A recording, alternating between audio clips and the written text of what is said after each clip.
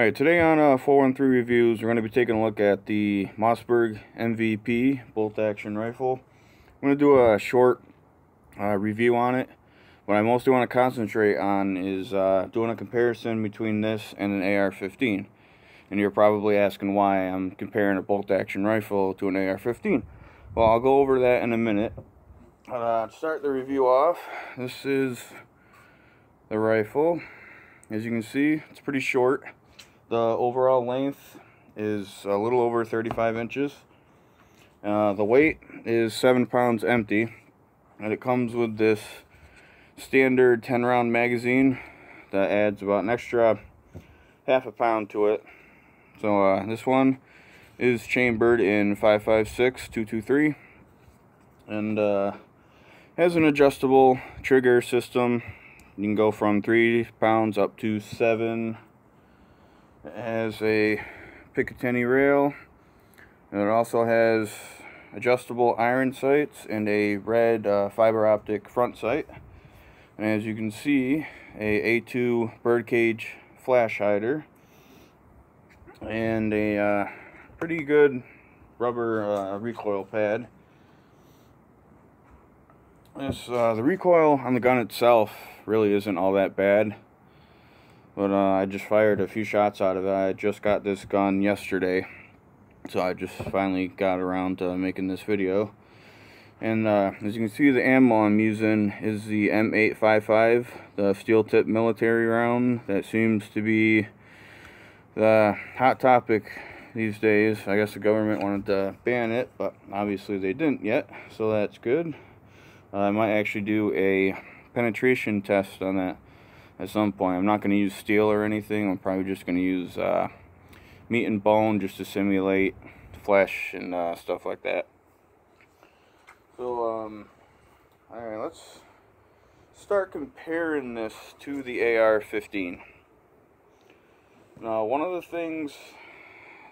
first things is the standard AR-15 round is 5.56 or 223.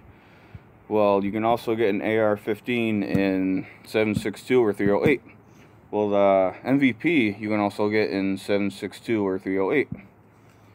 And one thing I forgot to mention is the barrel length is 16.25 inch barrel. AR-15 is around 16 inch barrel. So that's the same. The A2 birdcage flash hider. And that's what you find on an AR-15. Also, the stock of the gun, you can actually take this off and put an AR style stock on there. The actually the MVP reflex model already has that stock on there, so if you find that around your local shops, I'd definitely pick that up over this version. I'm definitely going to get an AR style stock on there at some point. I think it's around like $100 for it, which really is worth it to me. This I got new for around, the original price was around $800, and low model AR-15 start off around $800, but this I actually got on sale for $650. So I saw that deal and picked it up. And one of the other things about it, actually the AR-15 weighs a pound less than this, but I mean it's really not that much of a difference.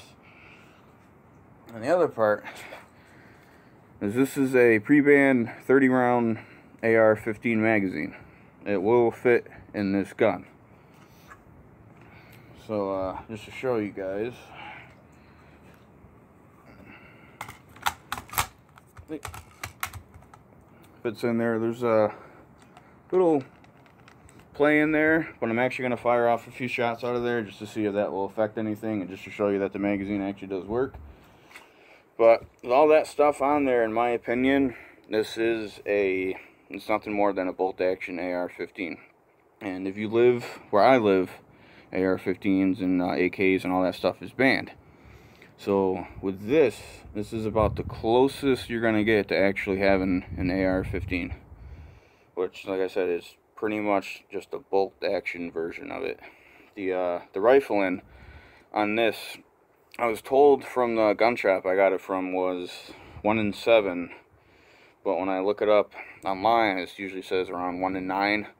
So I'm going to go in the middle and just say it's, you know, 1/8 around there, which kind of helps with bigger bullets.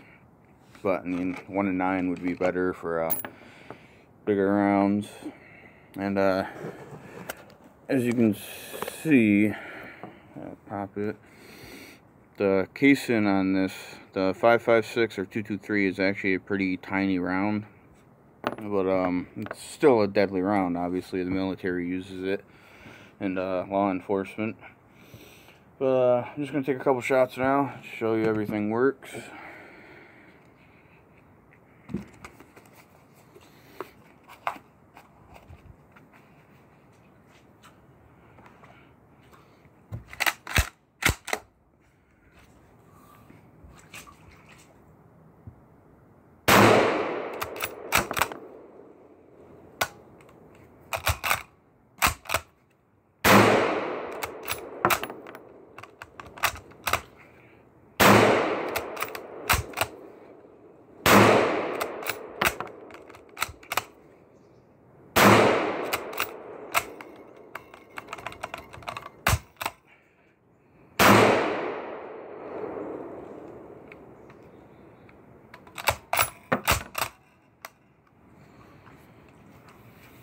Okay, so that was actually my first time firing with a 30 round magazine.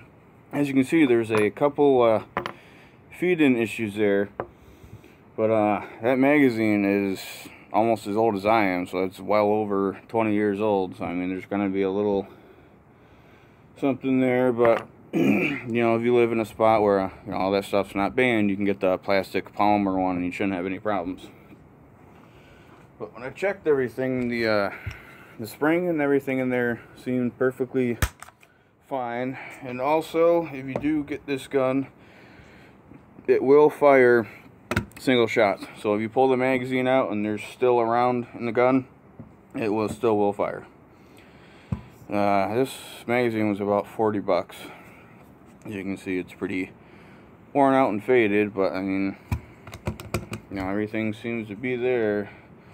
And I fired this with absolutely no problems. Actually, I probably should just put a couple through that just to show you that there is no problems with the standard magazine that comes with the gun.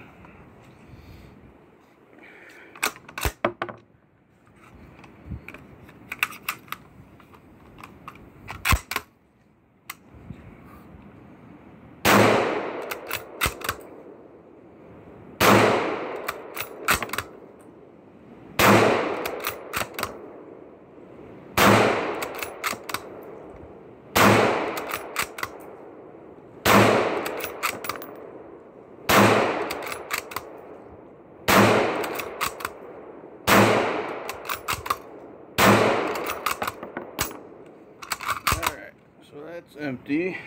And as you saw, not one issue with the actual magazine for the gun at all. So, you know, that's one thing not really to be looking out for, because like I said, if you get the actual good magazine, you shouldn't have to worry. But so far the sights on this gun are actually pretty good. Like, it's definitely an accurate gun. I probably might put a red dot scope on there at some point. Not too sure, but so that was just something I wanted to bring to everyone's attention.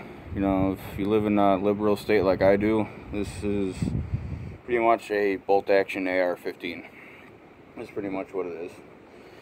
So that was my review. Hope you guys liked it. Don't forget to like and subscribe. I have a lot more videos coming up. I'll be testing the 5.56 versus 2.23. We'll be taking the bullets out, checking the weight, diameter, powder, all that. So thank you for watching.